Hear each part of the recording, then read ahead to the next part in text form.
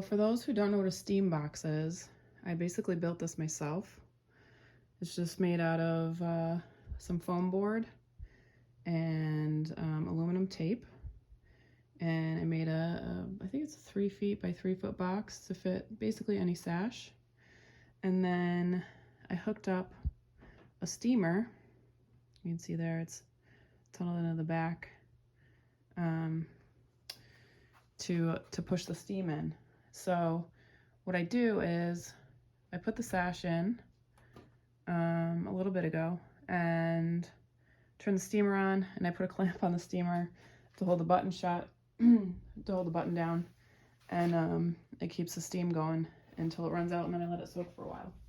So this one just finished. You can see, open it up, see all the steam coming out.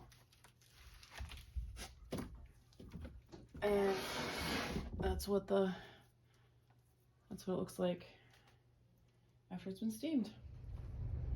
All right, so this window's been steaming in the steam box for about an hour and a half with two refills of the steamer. And we're gonna take a look and see how this cleans up.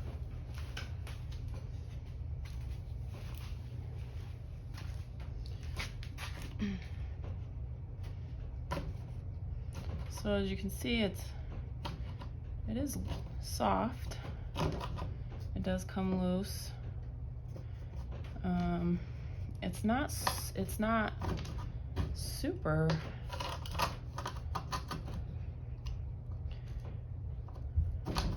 soft. This is actually coming loose a little bit differently than some of the other glazing I think I've worked with. So this method does work.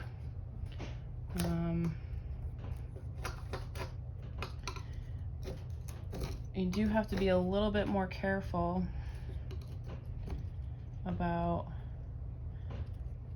not gouging the wood, because the wood is really soft from being in the steamer as well, and so you really have to be careful. And then after all the glazing is out, you gotta get all these points out of here. Oh, there's a point. Can you see that? That's what a point looks like. And once you get all the glazing out and all the points out, then you can very carefully lift this piece of glass out of the sash. This is interesting. I think this glazing is DAP. See how hard it gets and how chalky it is. I think that's the DAP glazing, which I don't like.